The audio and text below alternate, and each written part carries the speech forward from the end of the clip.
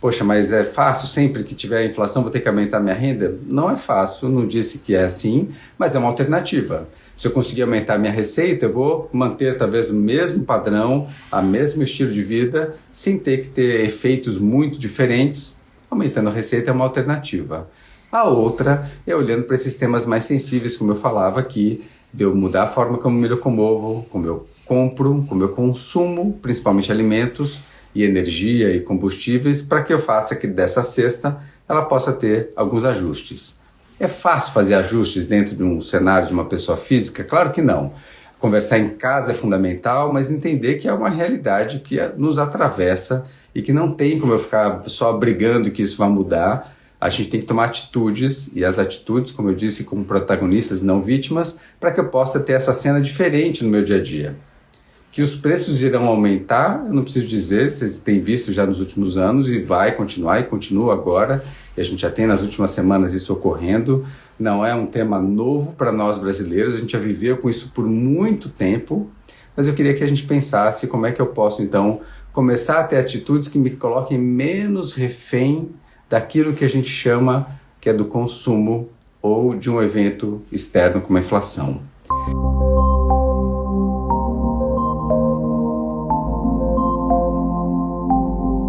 Olá, bem-vindos a mais um Despertar com Kalil, sempre aqui às quartas-feiras às 7h30 da manhã, para uma troca de ideias aqui ao vivo, com quem participa, e para você que assiste depois, uma troca, se você quiser mandar suas perguntas ou participar, sempre bem-vindo aqui às quartas-feiras às 7h30.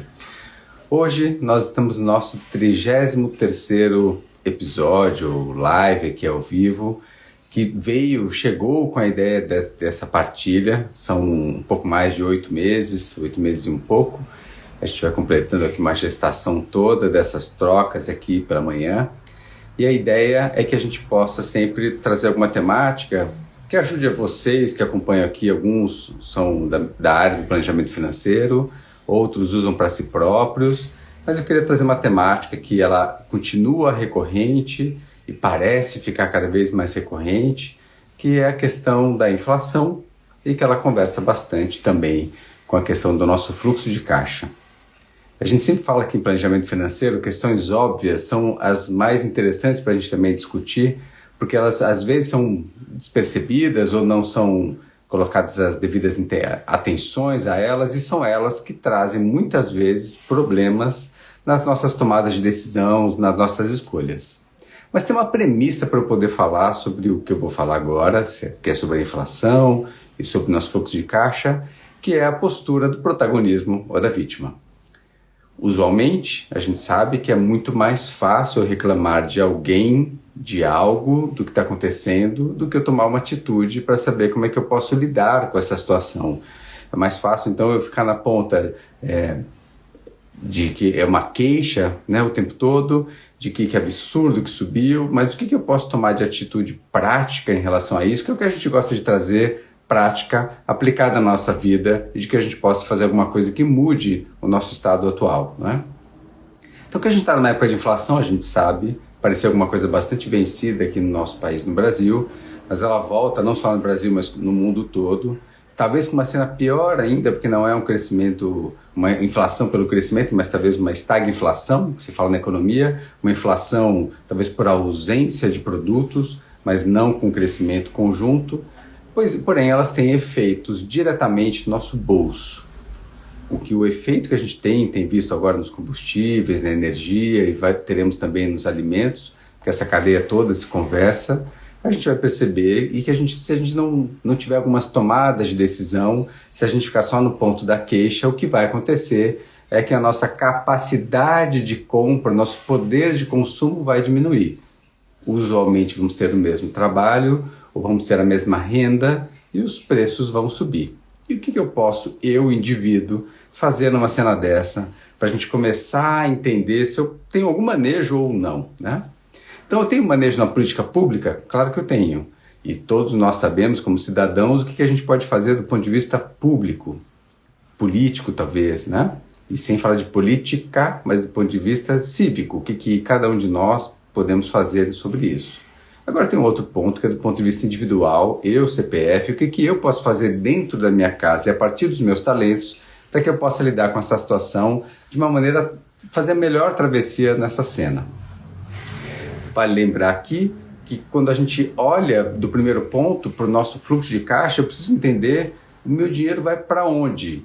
E eu digo essa pergunta, que muitos já me ouviram falar várias vezes, mas parece alguma coisa muito interessante, que a gente não sabe quanto que a gente gasta com a gente, o quanto que a gente gasta com a casa, o quanto que a gente gasta com o nosso patrimônio, o quanto que a gente gasta com dívidas e quanto que gastamos com os dependentes, com as ajudas que nós damos. Separar isso tudo é muito didático para o que eu vou dizer agora, porque a gente tem que ter alguns manejos, talvez, no nosso fluxo de caixa, e sem saber qual que é a quantidade ou proporção de recursos que cada um traz para dentro de casa e como é que esse dinheiro sai, eu não sei onde é que eu vou atuar. Tentar atuar em tudo geralmente é ineficiente.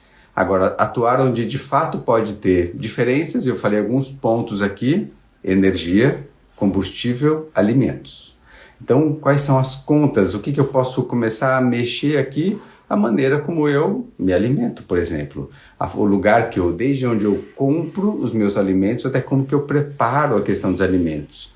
O outro ponto de energia e combustível é a questão de, então, como que eu me locomovo. Quantas famílias estão decidindo, claro, as que têm condições ou as que podem tomar um financiamento, que estão pensando na geração de energia, pensando agora que é alguma coisa que eu posso, gerando energia, ter talvez algum retorno desse investimento no tempo, um investimento a longo prazo, mas a gente sabe que a questão de energia é um ponto importante, estratégico, e que a gente poderia pensar em diferentes fontes de alternativa de energia, tal qual para um veículo, ou a forma de fato como eu me locomovo. Então, um trabalho presencial versus um trabalho remoto, o ter um veículo particular ou um transporte público, todas essas questões ficaram de repente mais relevantes, e relevantes do ponto de vista de que a inflação põe uma tinta nisso tudo, né?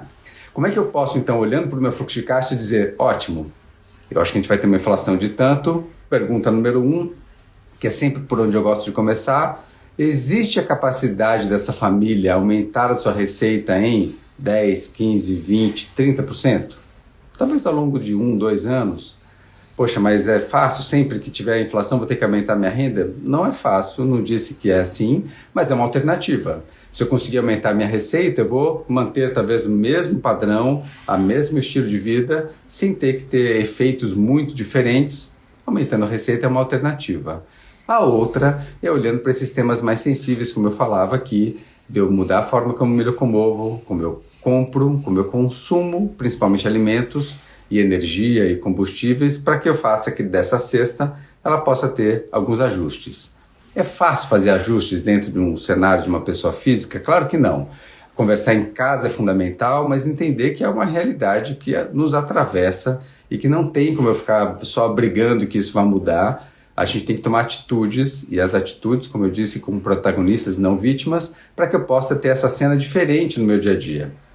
Que os preços irão aumentar, eu não preciso dizer, vocês têm visto já nos últimos anos, e vai continuar, e continua agora, e a gente já tem nas últimas semanas isso ocorrendo. Não é um tema novo para nós brasileiros, a gente já viveu com isso por muito tempo, mas eu queria que a gente pensasse como é que eu posso, então, começar a ter atitudes que me coloquem menos refém daquilo que a gente chama que é do consumo ou de um evento externo como a inflação. Então, algumas medidas conjuntas nas famílias, tanto vocês que orientam como vocês nas vidas pessoais de vocês, como é que eu posso ter algum acréscimo de receita, com alguma redução de despesa, enquanto eu, como cidadão, posso tomar outras decisões e medidas que possam impactar aquilo que acontece de maneira mais global, mais macroeconômica. E aí? O que vocês podem fazer? O que vocês vão fazer no dia de vocês? Por onde é que a gente começa? Olhando para os talentos que tenho eu e a minha família e a capacidade que nós teríamos de aumento de receitas.